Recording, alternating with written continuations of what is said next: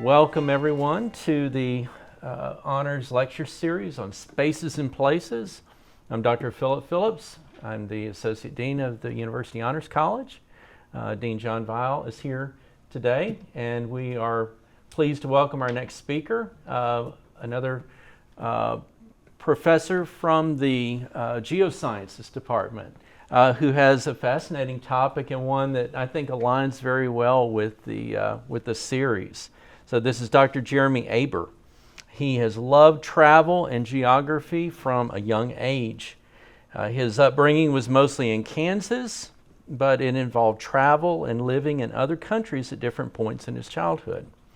That, combined with exposure to computers, technology, and video games, have formed a focus on geographic information systems and cartography. Dr. Aber has lived in Murfreesboro since 2013 and has spent a lot of that time thinking about how the spaces in and around the city impact our day-to-day lives, whether they're visible to us or not. So please join me in welcoming Dr. Aber. Thank you. Thank you very much. All right. Yeah, thank you for that introduction. I'm Dr. Jeremy Aber, and I think I've given a talk to the Honors College before to students a few years ago, but I don't know if I recognize any of you, which, you should consider becoming a geoscience major. Just throw that out right off the bat. Like you said, I'm really interested in the idea of place and space and thinking about how the places we exist in shape the way we live our lives and the way we think about things, because all of the things around us in our environment affect us, right? Some of the things I'm going to say here are going to sound really dumb, like, yeah, obviously. But they're things that we have to sometimes step back and think about consciously, like how the places we live affect us and why and what ways they affect the ways our lives work. So, like I said, I was born and raised in Kansas, but I did travel quite a bit as a child growing up. Most people assume that means my parents were in the military, but no, they were nerds. They were in higher education like I am now. So, I spent a lot of time in Scandinavia and Eastern Europe, and then a trip a while back to New Zealand is probably the farthest I've been. But I've seen a fair amount of the world and how different ideas and different histories affect the way people live their lives.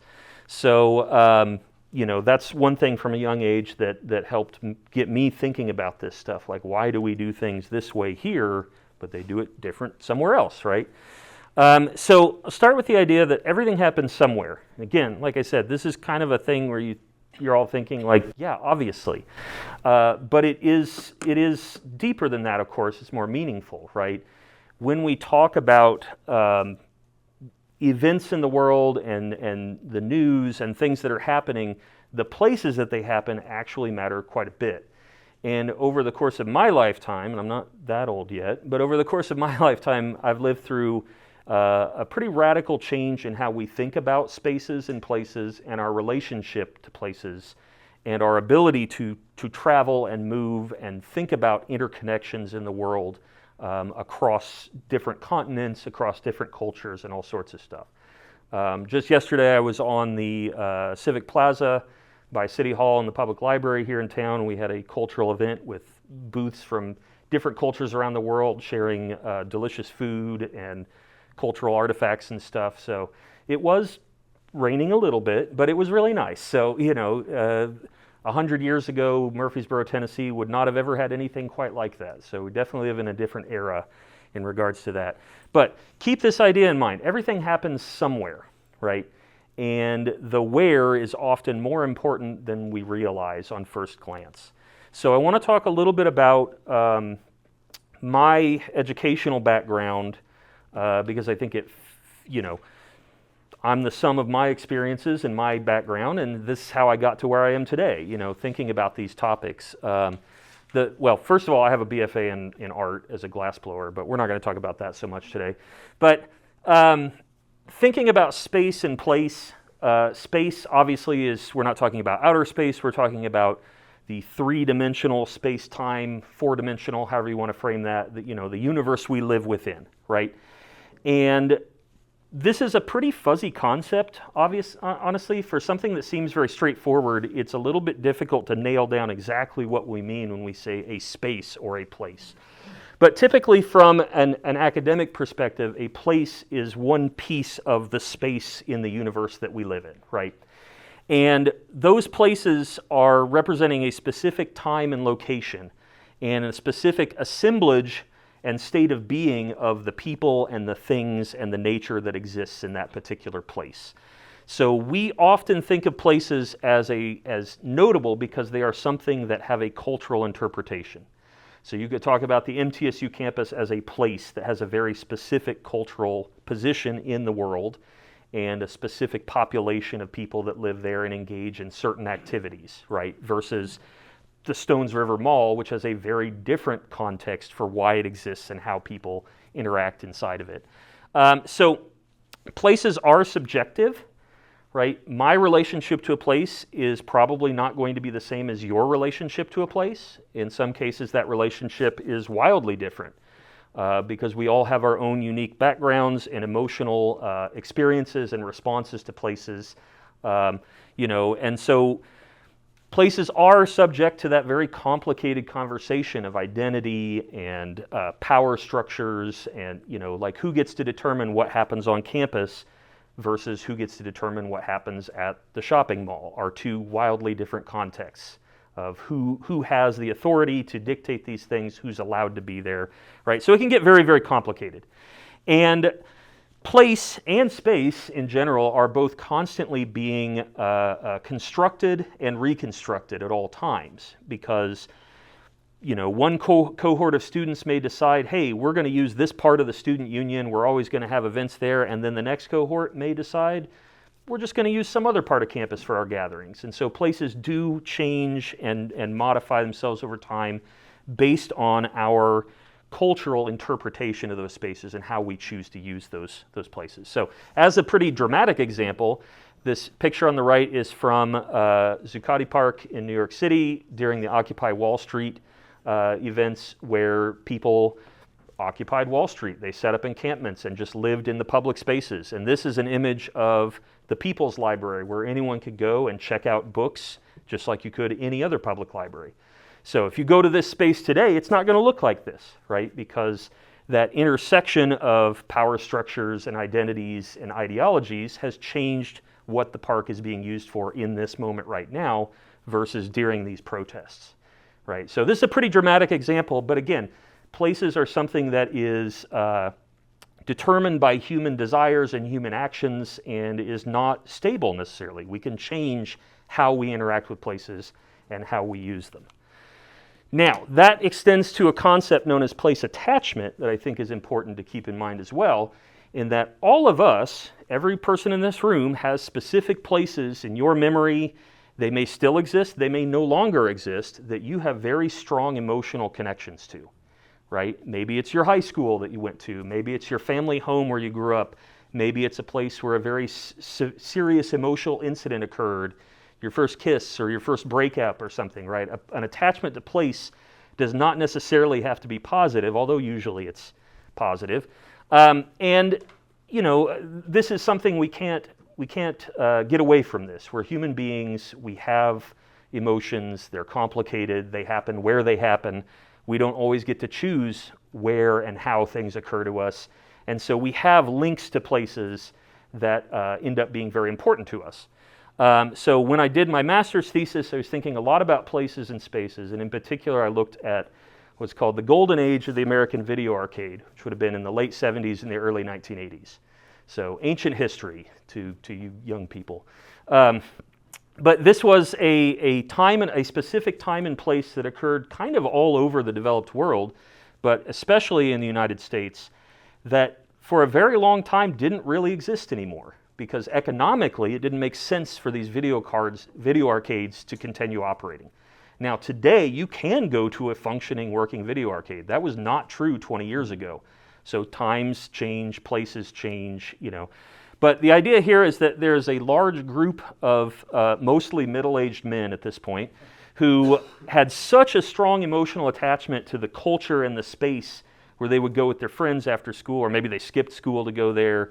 You know, again, maybe they had a first kiss or they smoked their first cigarette. Shouldn't have done that. You know, they had some kind of, maybe they got in a fist fight, right? But they had some kind of strong emotional connection to this place, to the point that as adults, with some extra money laying around, they decided, you know what, I've got to recreate that space.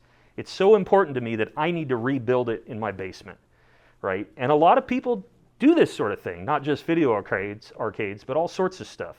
You know, people have the sports bar in their basement or whatever, or the den where they've got all the stuff from their hobbies and things.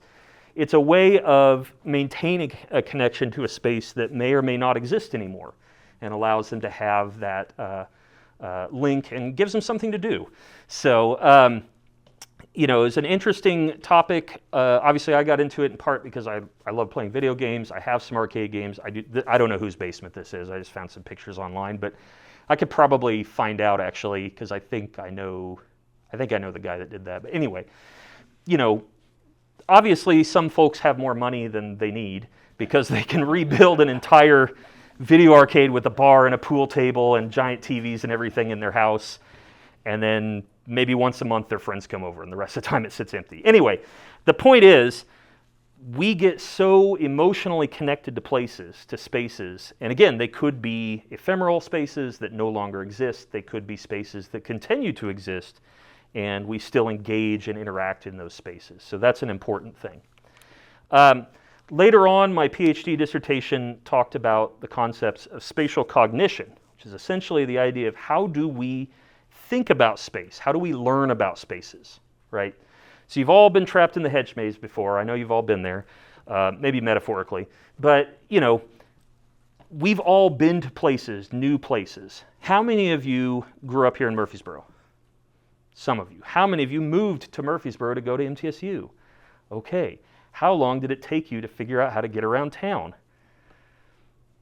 A minute, right? It's not the most intuitive town to navigate through at all times. Maybe you're still grappling with that a little bit. This is, again, a very human experience that we all have. When you are introduced to a new environment, you have to learn the spatial arrangement of it. It's something that is very much a biological component of our humanity. It's something that animals and plants do as well in different ways. But it's something we all have a link to in one way or another. Now, some of us are very good at this sort of thing, and some of us are very bad at this sort of thing. And that's okay, because you can learn to get better, but, you know, it's all right. We have the GPS to direct you now. So historically, the idea of how does this actually work is the idea that when you're introduced to a new place, you gain what's called landmark knowledge. You recognize the clock tower or the grocery store or the campus, but you don't really know how it's laid out. And as you have more exposure, you build routes through the environment. Okay, I know how to get from my apartment to campus, but I don't really know where anything else is, right? And eventually you build up enough of those routes to get what we call metrically accurate map knowledge, that you have a mental map in your head of what the world looks like. Now, what I did for my dissertation and what others have done has shown that's not entirely true, but these categories are still important to how we conceptualize space from a cultural perspective. Because I did this work at Kansas State University. It's very much a Western American culture. There are other cultures in the world that have radically different relationships to space and direction and distances that I frankly don't really understand at all because I didn't grow up there. Anyway, what I ended up doing was I used a virtual environment to test people's ability to navigate a novel space. So I took a level from the game Left 4 Dead, which is about killing zombies, and I took all the zombies out of it, so you weren't going to get killed or distracted by zombies. And then I added a few landmarks that would stand out, different objects that were very distinct from the surrounding landscape that you would notice. And then I had people do tests of their ability to estimate distances between landmarks and directions from one landmark to another, and then draw a mental map, like you can see there on the bottom right. So some people are very, very good at this. One of the people that took part in the study was shockingly accurate in their ability to recall the space. And when I talked to them after the fact, they said, yeah, I've just always been able to do this. I said, gosh, that's nice. I wish I was that good at it. But other people, you know, this is somewhere in the middle. This looks pretty good. That's more or less what the actual map looked like. It's a little distorted. but other people were really bad at this. And there's enough of you in here that at least a couple of you are really bad at figuring out where you are and how to navigate. And again, I want to be clear, that's okay. You don't have to do that to survive. It's 2025, you're not likely to get lost in the woods and die of starvation if you're in Murfreesboro. So you'll be all right. Okay, now I'm at MTSU. Alongside all this, I took a lot of classes that dealt with geospatial technologies, even when I was doing my undergrad in the fine arts, that dealt with geographic information systems, remote sensing, cartography, sort of how do we digitally map things and how can we use that information to analyze the world and understand what's going on in the world. And so that's what I teach here on campus primarily.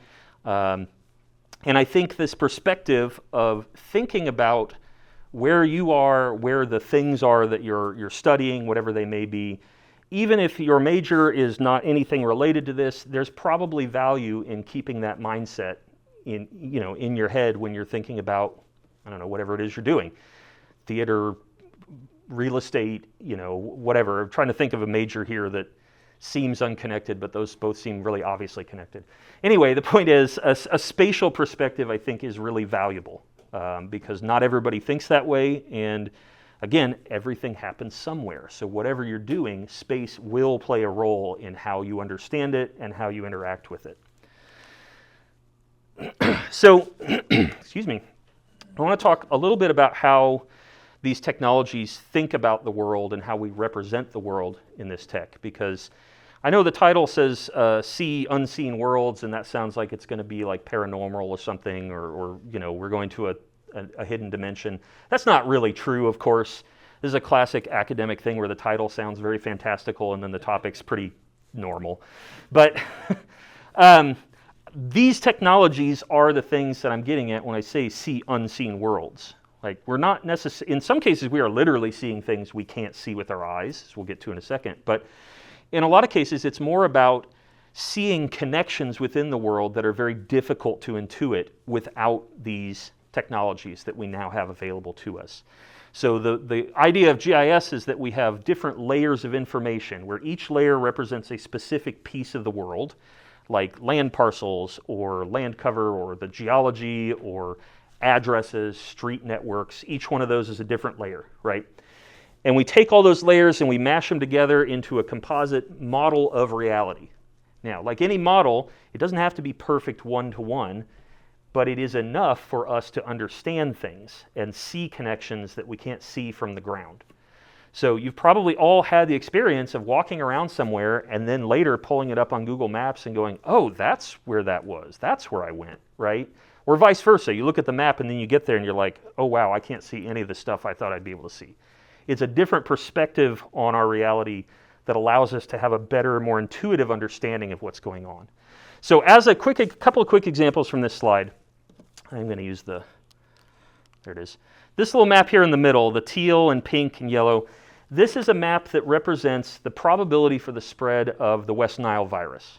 Now, the West Nile is a mosquito-borne virus like Zika, or there's a whole suite of really nasty illnesses you don't want to get from mosquitoes. So if you're in the realm of biology and you want to understand, like, I don't know, mountain lions, you put a little GPS collar on the mountain lion, right? Can you put a GPS collar on a mosquito? Anyone? Oh, you guys are really optimistic. Okay, no, yeah, you cannot. You would crush the mosquito. The smallest GPS tracker in the world is so much larger than mosquito, we can't do that. So we can't track the insects themselves, but what we can do is say, hey, if these mosquitoes are going to reproduce and thrive, they need certain conditions. They need to have a certain range of temperature. They need to have a certain amount of precipitation. They have to have standing water. They have to have, all the factors that are necessary for this species to thrive.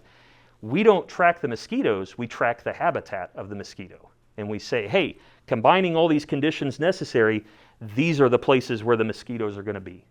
Because we don't have infinite resources. And so we have to take our limited resources and apply them to the specific place where they're going to do the most value for us.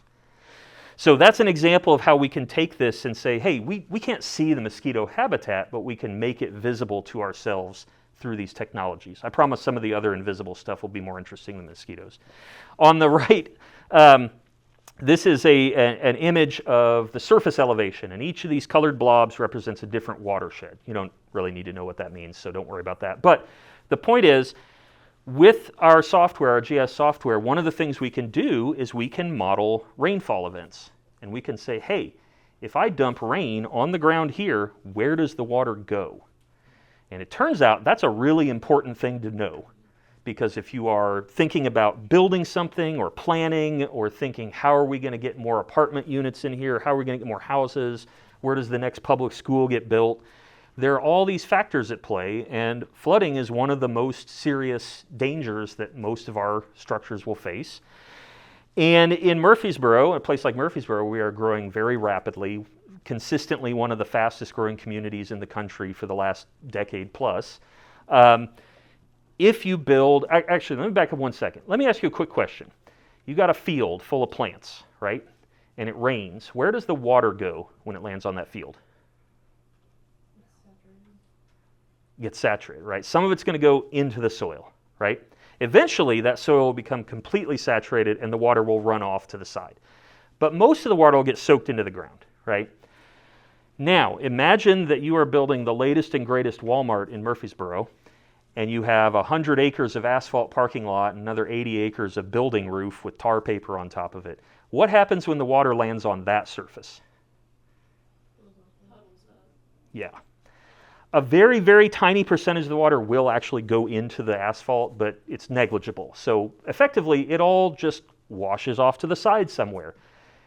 And if you haven't planned very effectively, all that water washing off the side just went and flooded someone's house that had never been in the flood zone, is never at risk of flooding. And so we can actually digitally build the model of the city and say, hey, what happens when we convert this field, this agricultural field, into the latest and greatest, shopping center, the next In-N-Out burger? Where's the water going to go? And so it's an incredible tool for planning and trying to avoid some of these negative outcomes. Now, the sibling to geographic information systems is remote sensing, which focuses more on imaging. So some of it's literally photographs with a normal camera, some of it's special sensors like satellites or plane or drone-based sensors that collect information about the Earth's surface. On the left, you can see we've just got a picture in the sky. This is, again, seeing a little bit of a pattern here to these wind turbines and how they're laid out and where they're placed on the ground.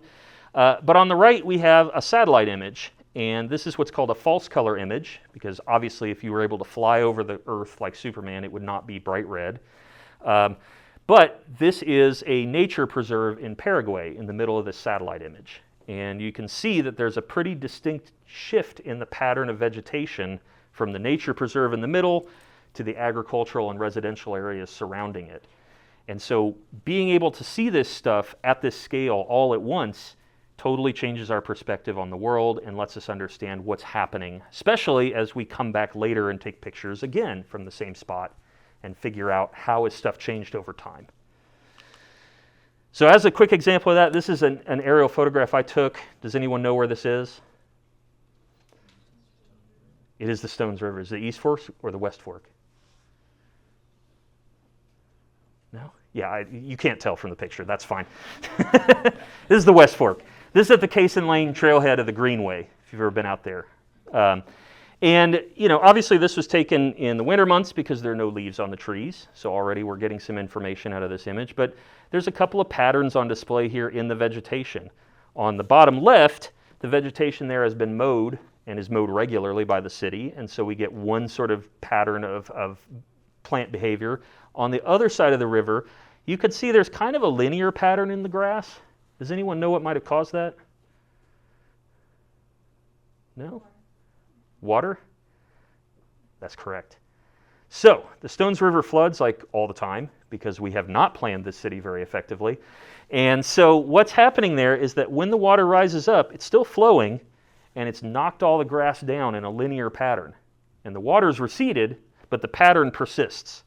So we can see evidence of what's happened in this place in the past. Now, you didn't need an aerial photograph to know not to build your house right there. But take that same concept and extend it up to other things, and you can see some of the possible benefits we get out of this. Okay, now a lot of this is enabled through global positioning. It's something that pretty much all of us take for granted, and certainly most of you will because you've never lived in a world without GPS. But it is difficult, even if you were alive in a pre-GPS era, it's difficult to overstate just how much this has transformed the way our species lives. It has impacted every single piece of every single thing we do. Most of us are connected to the US Navstar system, but there are 3 other global systems run by different nations. And they allow us to, within plus or minus a meter or 2 most times, locate exactly where you are on the Earth's surface. That is totally unthinkable from a historical perspective. There has never been a point in human history where we were able to do this. To the point that if you told someone 100 years ago you could do this, unless they were some scientist very forward thinking, they would say, that's magic, you're a witch, get out of here. Maybe not 100 years ago, let's go 400 years ago. They would have called you a witch and burned you at the stake for saying you could do this. But these technologies enable a lot of this, and also the internet enables a lot of this.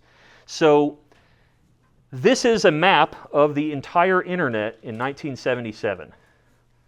So not a lot of computers on it. Today there are billions of computers on the internet. You cannot meaningfully map the internet anymore because it's so broad and so large. And again, not unlike GPS, has completely transformed the way we behave, the way we work, the way we live, how we communicate. All that is totally different. And for a long time, people said, oh, the internet's going to change everything. Space doesn't matter. It doesn't matter where you are. You can use the internet and do anything from anywhere. Except it turns out the internet and then GPS and these other technologies, what they actually ended up doing is making it so obvious how important it is where you are, right? It really highlighted the fact that, yeah, you can talk to someone anywhere in the world from anywhere, but it highlighted the fact that, you know, it matters where you are. Where you are changes how you can live your life versus the person you're talking to.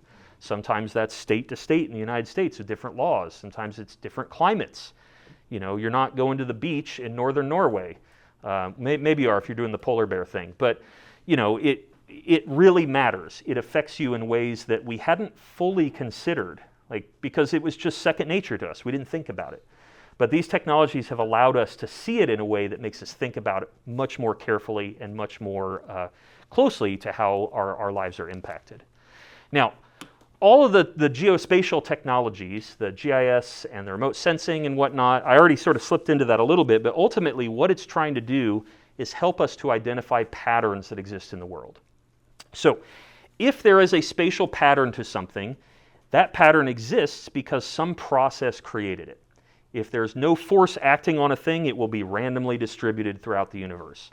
But almost nothing is truly randomly distributed because everything's affected by your climate, the weather, plants, animals, human activities. We move things on purpose, you know.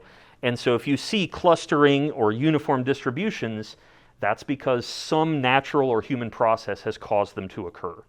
And understanding those processes is crucial to allowing us to make better decisions. Like, hey, we see a negative pattern. What can we do to discourage that negative pattern, right? Or, hey, this pattern is actually really beneficial to us. How do we encourage that and make more of that pattern exist in the world? So here is an example of a spatial pattern. Now, without knowing anything else about this map, I think we could all agree there is a distinct pattern to the distribution of the colors on these counties, right?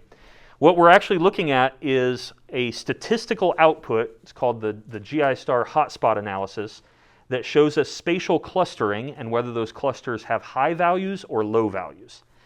And what we're seeing here is rural poverty. So any county considered urban is grayed out, and we don't see that in here. But we're seeing that there is a very distinct pattern to where rural poverty exists in America, at least as of 2000, because this is old census data. And it's pretty clearly in the South. And that's due, as probably many of you know, to a very long, complicated history of politics and economics and some things that are better and some things that are quite bad that we have in our past. And again, the idea is, hey, we have limited resources. we're not going to be able to give everyone everything all the time, but if we want to address rural poverty, we're not likely to start in Minnesota, right? Because the problem does not exist there in the same way it exists in other places. And again, we see this pattern and we can think to ourselves, all right, that's a pretty bold pattern. Why are we seeing that? And again, we know as Americans, it's tied to a long history of how our economy functions, to the history of slavery, to the history of the Civil War, and the Reconstruction that follows, and all these different factors. For a long time, the South didn't have a lot of industry because it was too hot. And once we had mechanical air conditioning and we could cool things off, suddenly industry could move to the South, and we can build things now that we couldn't do before. So it's a complex combination of factors, but it lends it to, it ends up with this particular spatial distribution that we see. Now, Halloween's coming up in a few days, and I'm going to say that I do not believe in ghosts, much to my wife's chagrin. But I will say that we are, all of us, in one way, sometimes in a positive way, sometimes in a negative way, we're all haunted by the past, right? We're getting spooky here. We're all haunted by past decisions, the ways that politicians or cultures decided to do things 100, 200, 500 years ago still have ramifications for us. And where you live means that you will be affected by those decisions in different ways, in different places, right? So this is where we are, in some cases, literally seeing the invisible.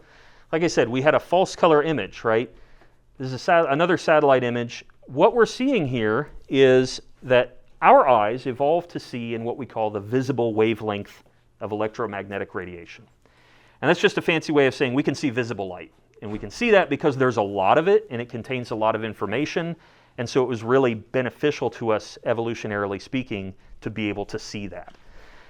There are other portions of that electromagnetic radiation spectrum that we can't see, like ultraviolet light or infrared light or X-rays or gamma rays or radio broadcasts. They're all the same thing.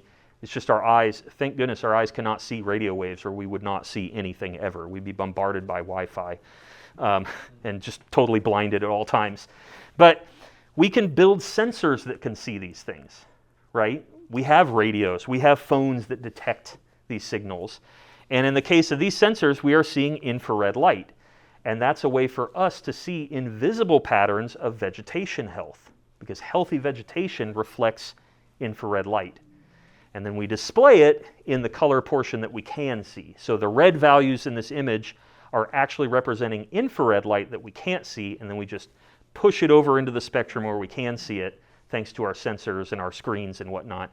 And that gives us a pattern that's not always obvious to us on the ground. Now, this part doesn't have as much to do with ghosts. Some of these others maybe do. How many of you know what zoning class you live in? Probably no one, because why would you ever think about that, right? Even if you own a house, you probably haven't thought about that too much. But zoning is something that is sort of quietly super important to all of our lives. It dictates what we are able to do. It dictates what kind of structures we can build, what kind of economic activities can take place in different locations within the city. It is ostensibly a way to plan a city so that you don't have a chemical factory next to a preschool, next to a residential neighborhood, next to the strip club. You don't want certain things to all be next to each other for, I think, pretty obvious reasons. But it also is a way for those structures of power to influence the decisions we make. Zoning dictates what you're allowed to do and what you're not allowed to do. The smaller version of this you may have experience with is maybe some of you have families that live in a neighborhood with a homeowners association. And the homeowners association says your house can only be this color, or you can't have a basketball goal on your garage door, or, that's like a little version of the same thing. And so, we're in this purple area because we're public land. It's a different thing, but surrounding us is mostly residential, a little bit of, some commercial here and there around campus. But yeah, there's a reason why all of the cheap, terrible apartment buildings are near campus. It's because you have a captive population of students that need a place to live, but also because the zoning encourages that. The zoning says, hey, this is the only kind of building you can build on this land. And if you build something else, the city will tear it down and take it away from you. So zoning is one of those things that's in the background, invisible to us on a day-to-day basis, but has a massive influence on how we behave, where we live, and where we work, and where we commute, and all those sorts of things. An example of this, a sort of an extension of that, it's not really zoning related per se, but this is the Kansas City metro area. Kansas City is a city that spans 2 states. Missouri's interesting like that. It's got 2 major cities on either end that split the state line, St. Louis and Kansas City. And we have 2 different states. They have 2 different sets of laws. Different things are legal in Missouri than are legal in Kansas, right? And you can kind of see already, if you look at this, that the pattern of the street layouts and the city development is a little different on different sides of the state. It's maybe not super obvious at this scale, but you can sort of see some of the zoning. Like these lighter colored areas are like industry and commercial areas. The darker color areas are residential, where you have more trees and green space and things like that. So you can see the pattern that exists, again, because a process created it. The process of zoning and city planning said, this is what we want to take place, and therefore this is what we will legally allow to take place in these different spaces. So, another example here from Nashville. Some of you might recognize a map that looks sort of like this. This is a historic redlining map where we are showing discrimination among certain populations, where residential real estate industry and zoning sort of conspired to say, hey, we want to make sure that certain populations are only allowed to live in certain parts of the city. And, you know, we can still see those patterns existing on the landscape today. You know, different types of structures were built in different zones historically. You know, the houses might have been nicer or bigger or smaller depending on which zone you were in. With these old maps like this. And again, when I say haunted, I mean that sort of, well, haunting's metaphorical, right? But I mean that sort of literally, in that the pattern of distribution of the city is still being influenced by decisions made 100+ years ago, right? And things that are not easy to change overnight. The decision that someone made a long time ago and said, this is the way I want it to be, and now we still are living with those decisions. Which is not to say like, hey, you should be put into a paralysis every time you have a decision in front of you. You'll be okay, I promise. But they do have ramifications. Here's another interesting example from recent elections. So you may have seen this. I think this is a pretty fascinating one, and this is one that combines both the sort of the natural environment and the patterns that exist in the natural environment, and then human behaviors at the same time. So obviously we're looking at Alabama. And we can see that the geology, because of the great inland sea that existed many millions of years ago, we have certain sediments, certain deposits, and it turns out those sediments are really good for growing plants. And so that stripe running through the center of Alabama is where some of the best soil is to grow crops. And you can see the average farm size is much larger around those areas because people wanted to build lots of farms there and grow lots of plants and make money. That also meant, historically, there were lots of slaves in those areas, in those counties in Alabama, because there were lots of farms. Today, the black populations are much larger in those counties because of that historical connection to the slave trade. And that had an impact on election results, because different populations with different cultural and historical backgrounds have different perspectives on who they want to vote for. So ultimately, you can argue that the geology of the state of Alabama dictated how people voted in an election, right? Now, obviously, it's not quite that straightforward because there are other factors at play here. But again, this is not a pattern that's obvious on the surface. It's not something that anyone would necessarily see right on a first glance. They might say, oh, well, you know, the ethnic populations are different. That explains it. But then they think, okay, but why are those populations different? Why does that pattern exist? Okay, then why does that pattern exist? And keep working back until you get ultimately to the root of the natural layout of the landscape influenced the elections. Here's another one that's a little closer to home. It's on the slide, but does anyone recognize what we're looking at?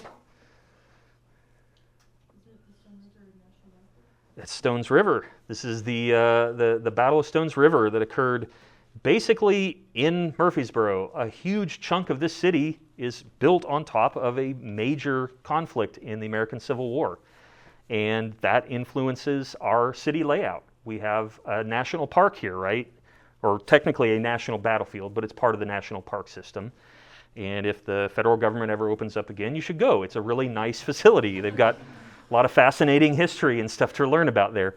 But you know, again, this was when you learn about it, a pretty horrific incident where 25,000 people were killed over the course of just a couple of days, and that has long-term repercussions on our community, and where we put things and how we relate to our history and the land in the area. Okay, now, something a little bit less dire. Some of this technology is not just academic, like, oh, we're going to make maps and do statistical analysis. Some of it's more, everyday stuff. Does anyone in this room not have a smartphone? That's what I thought. Okay.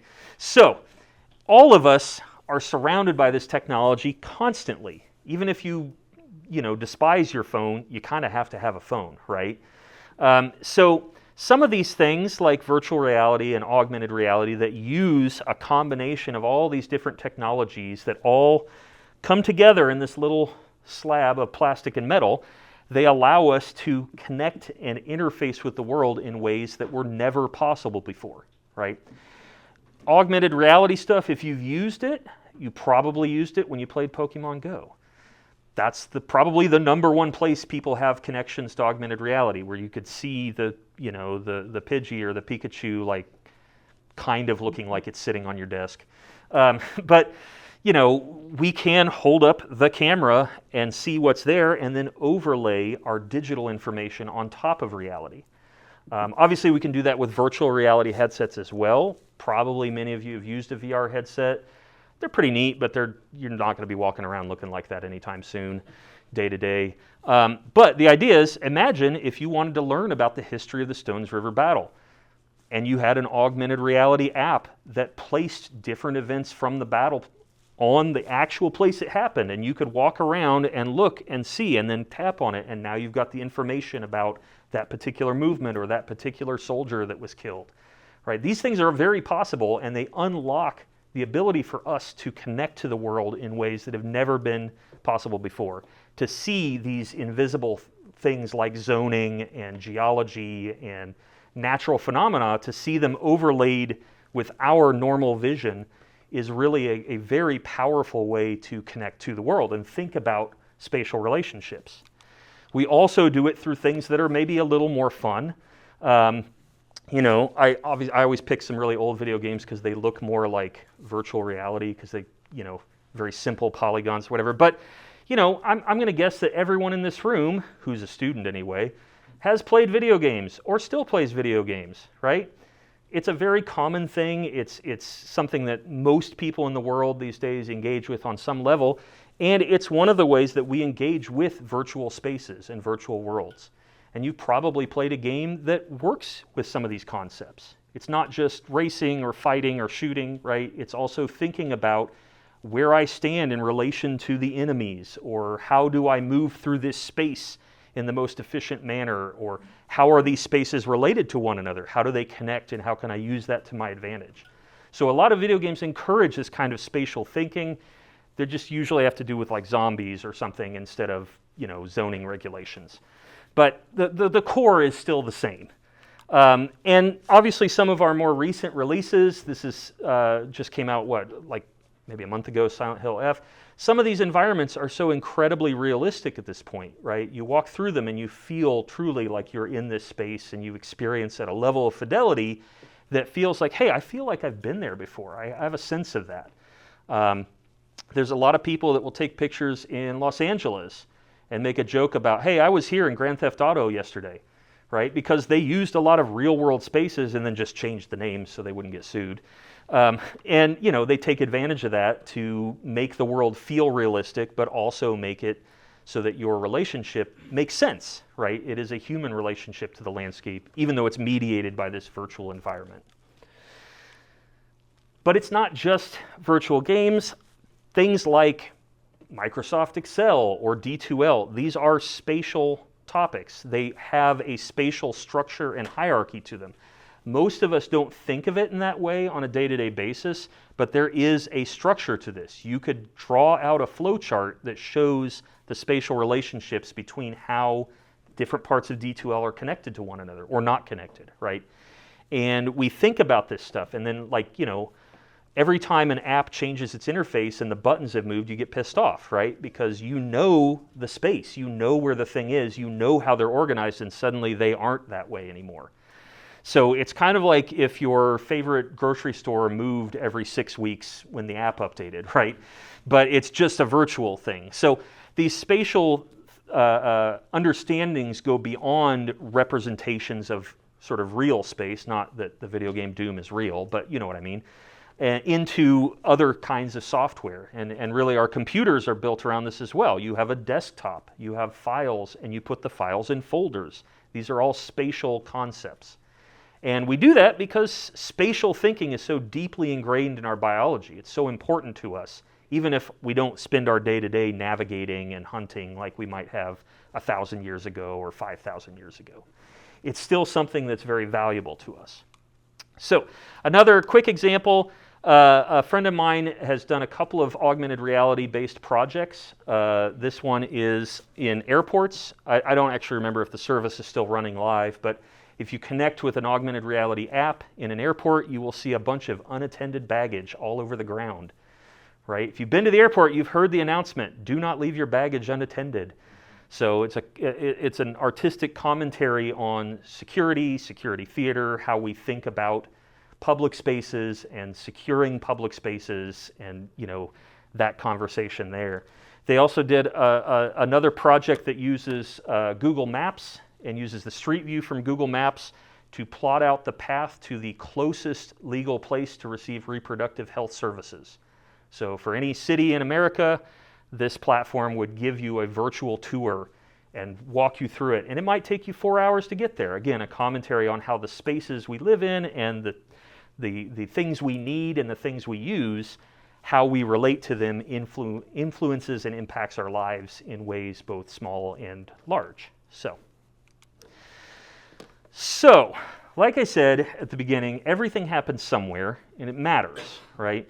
You've been taking this class, so you've been hearing a lot of people talk about stuff in this room. Someday in your future, you're going to remember this room and think about it. Probably not because you smoked your first cigarette here, but more likely like, oh, I remember going, and some of the talks were pretty good. Some of them, but you know.